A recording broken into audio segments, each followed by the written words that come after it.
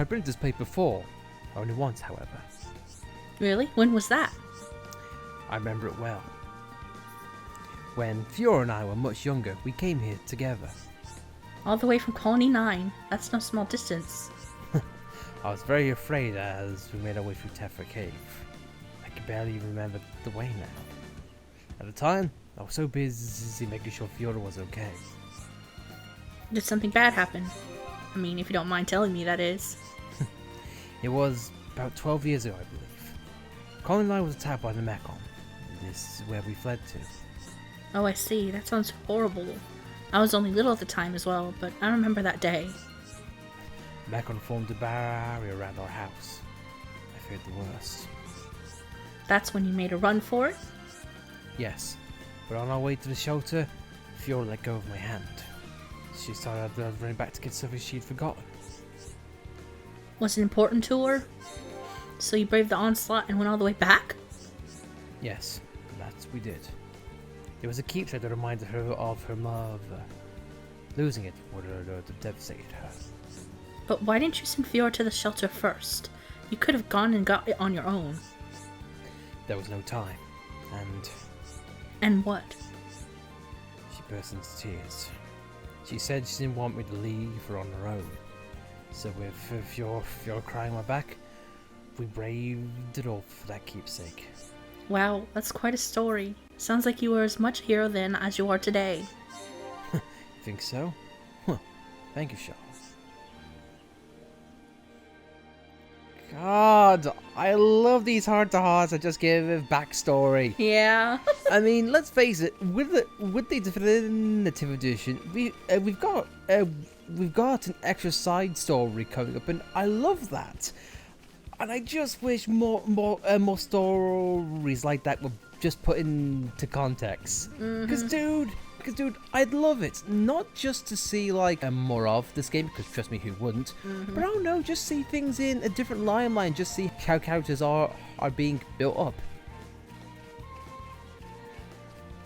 It'd be nice, it'd be great, and maybe we could even see something like, I don't know, play as Dunban's dad. Yeah. It'd be a nice little side story. Monolith, please, make something like that happen. It'd be something that Xenoblade veterans can enjoy. Speaking of Xenoblade veterans, you know this guy, you hate this guy, if based on your preference, but hey, let's get to it. This is the big guy, Tutorial Rodbart, and as I mentioned before, this unique monster in some way, shape or form has been in every Xenoblade game to date. He of course isn't here. He is in Xenoblade 2 in a place reminiscent to the Bionis Leg, and he even has a sort of cousin, relative, eerily shaped guy that is similar to him in every way, but just not up to namesake alone. Hayridden the Territorial. Yep, and he is a big red monkey with a red beard. So, a fun fact, this guy is actually named after a historical figure by the name of an English admiral called Barbossa. And it roughly translates to Barbossa if you were to put it in Japanese. So you know what? A little food for thought, and apparently they like this guy so much that he is actually in all three games.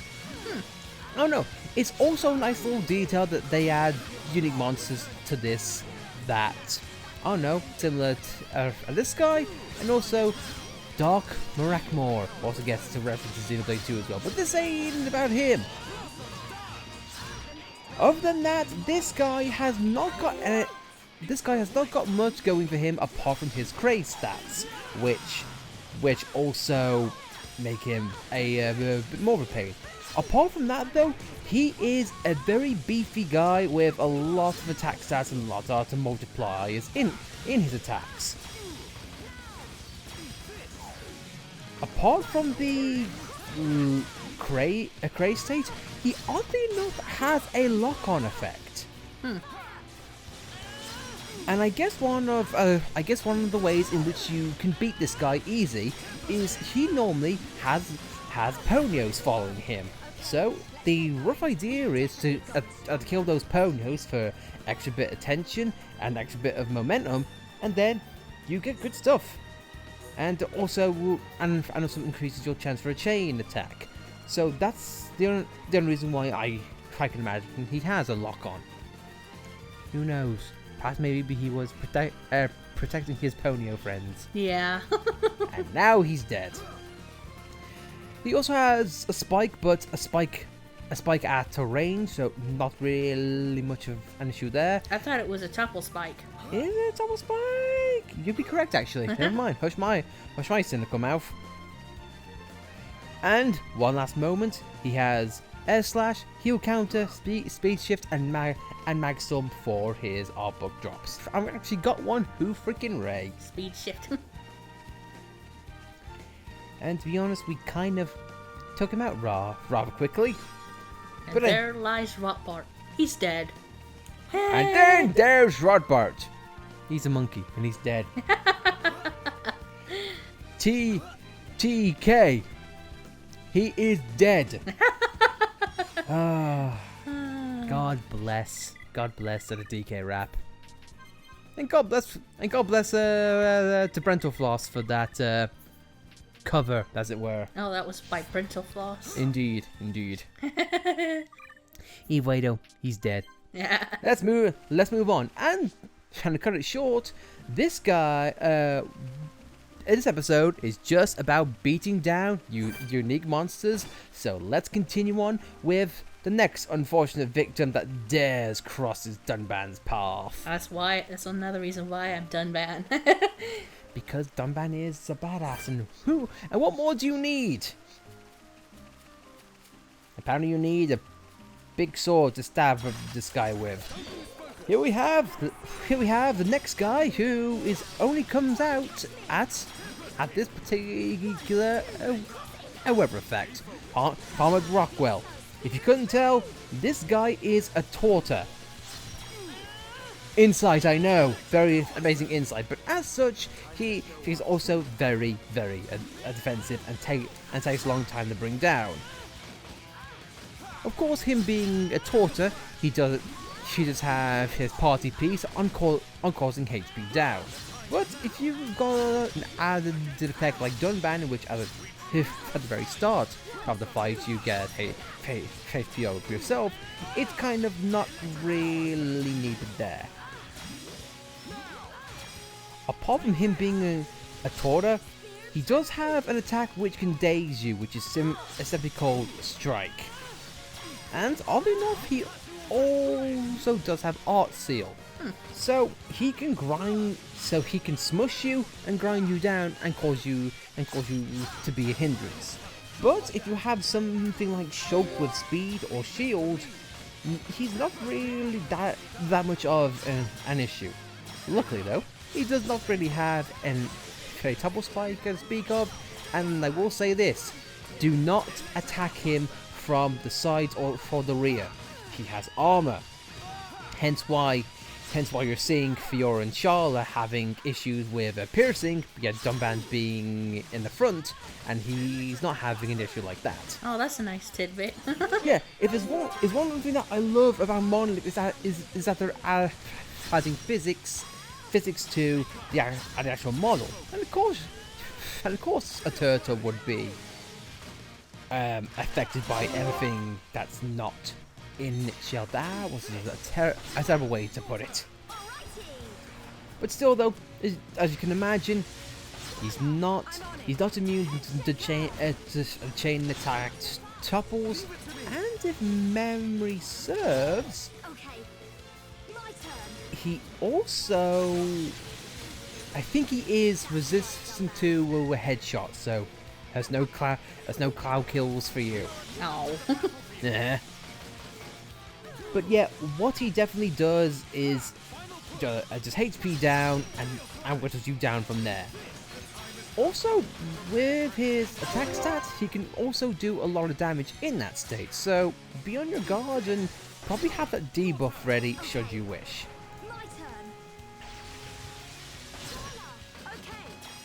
But if we're able to topple him and take care of him pretty easy, I pray God that she's enough for the takedown. And we killed the Torter with 0 regrets. We also got Antles!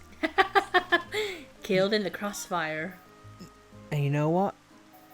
We're not sorry. Ha ha ha! And we also got replica moss for the Monado, which is very, very nice, all in one. That's kind of another reason why I wanted to kill him specifically.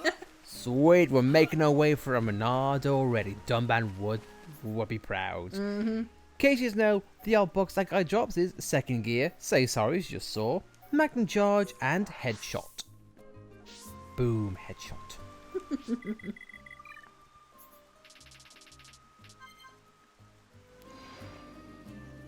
And look, this guy is come right for the killing as soon as we get here. How lovely. And I just want to say right now, the wiki in which this has for Xenoblade, it is debunked as all hell. Because I swear to God, it says this guy only appears between 5 AM and 6 AM. Really? As you can probably tell, look at the time. This is nowhere close. I thought the wiki said it comes out in the daytime. Okay. Hang on. Give me a second. I'm not shaming the wiki at all, but I just want to make it clear. Luckily, I have fast internet and low battery. We charged you last night. My God. Maybe we didn't charge it fully. I guess it's just not good enough. Anyway, yeah, sure. This guy is landmark in Bionis Leg, observation platform, clear weather in the morning between 5 and 6 AM. This guy is a bunch of nonsense. Either way though, this guy is a bit of a hassle, but yet not really. The worst he can do is blow you down and knock you back. And look at where you are. You're on the platform, but like Alice is doing rather cleverly, is just keeping away from the cliff edge, and so therefore you're pretty much fine. And the other worst thing he has is hard crash, which dazes you and can cause you to be, well, a sitting duck pretty much. And last, he does have winged fury, which gives him a bit of a crazy state. And you could do that as what you will with Ricky or anyone who's able to deal with that kind of thing.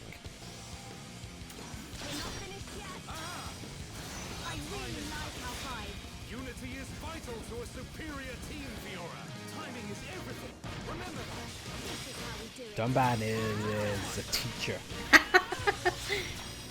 Teamwork and timing, Fiora. Remember that. I stopped his talent art in his tracks. That feels so good. Because Fund is awesome. He took the weather that he was just in and then turned it on its head and used it as a weapon because Dunban is amazing.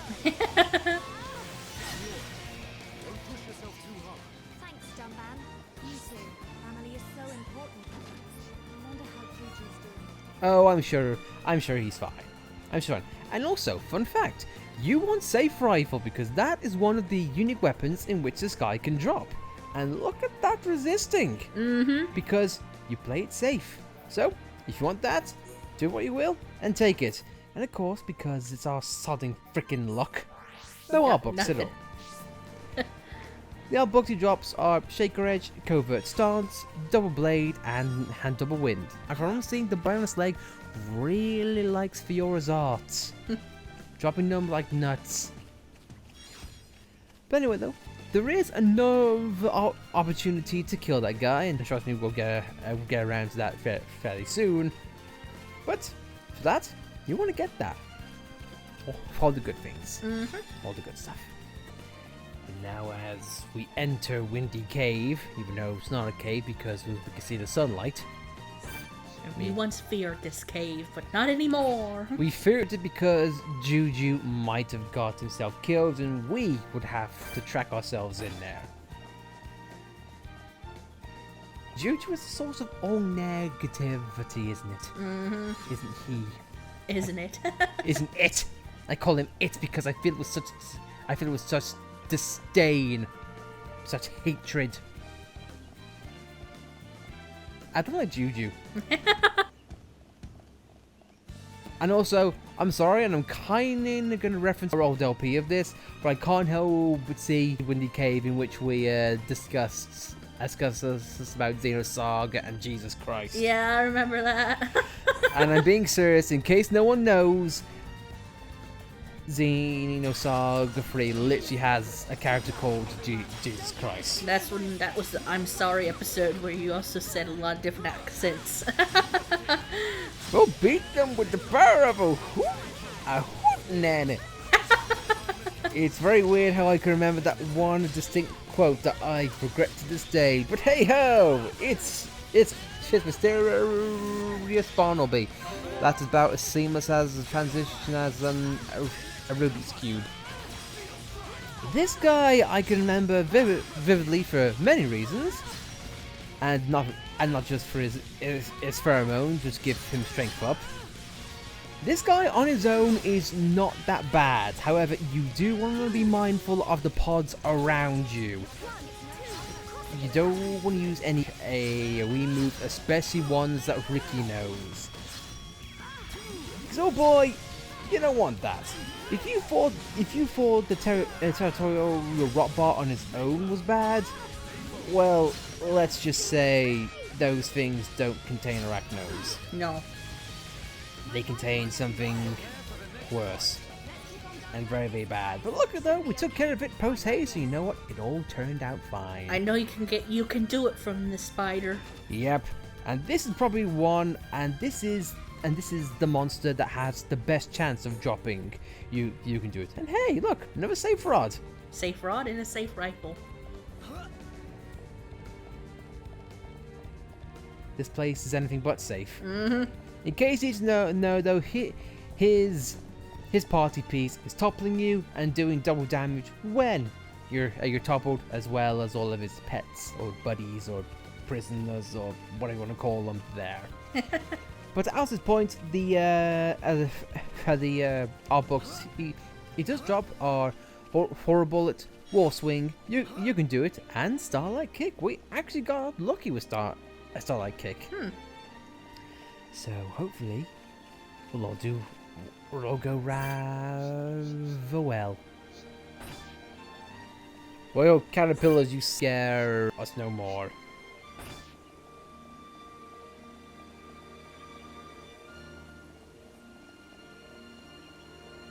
Damn it, exit's a cave. That's not a cave, more like a canyon. A windy canyon. Maybe it's called Windy Cave because it's really windy in there due to all the openings. I guess these are Zanza's paws, I suppose. Or maybe he just has a lot of air in his legs. So his legs are open. You know what? I'm just gonna move on from that and just continue on. You're not the last, Rogel, for God's sake, freaking liars. We killed the Valencia, so it's definitely not the last Rogel. No, indeed, you'd be right. But seeing how apparently he didn't like the joke and decided to show us what for. Fine, if you want to be the last to be kind, who we to tell you no.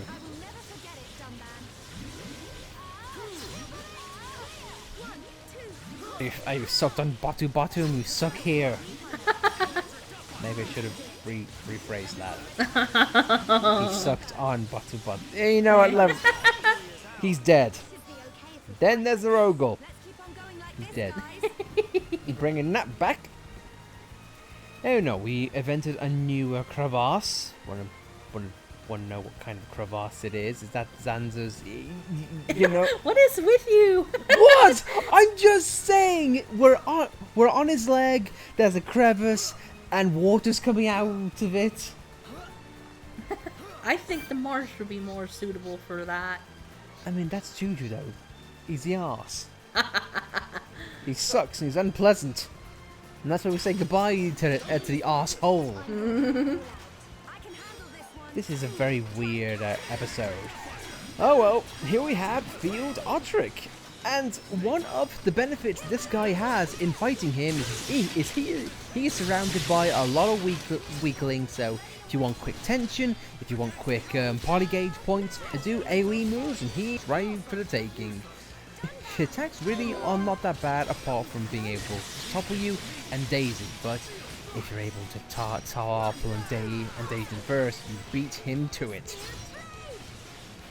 But in a nutshell, he likes to frontal arc all of you and use the Turkins as, I guess, chip damage, even though this isn't a fighting game, but hey ho.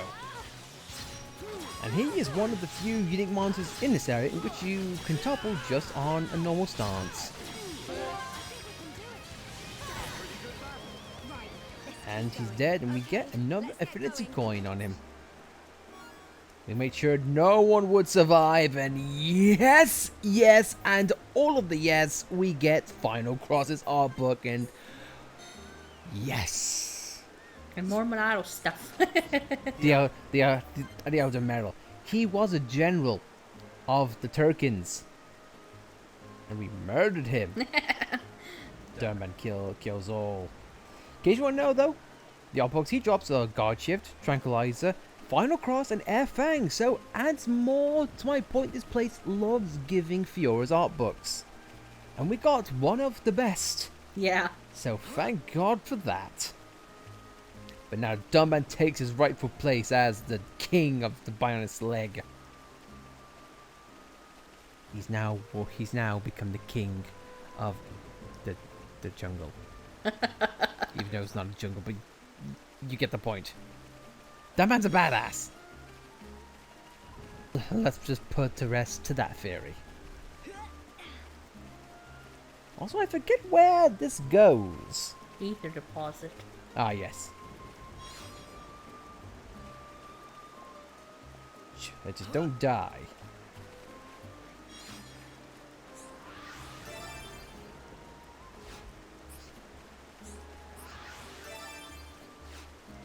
Where did Charlotte go? Oh, is she afraid of heights or what? Oh well, at least Charlotte and Fiora didn't drop off and die. So you know what, Dunban? You done good. You done good. I think though, guys, with that said, I think we're gonna call things here. So Dunban has murdered a lot of fools and become the unique monster himself. I think we're gonna call things there. So that said, thank you very much for watching. If you liked this episode, be sure to like it. If you didn't like it, well then, you know the fate of all the unique monsters that have dared to cross our path. Yeah, you can go the same way as that. That's a bit morbid.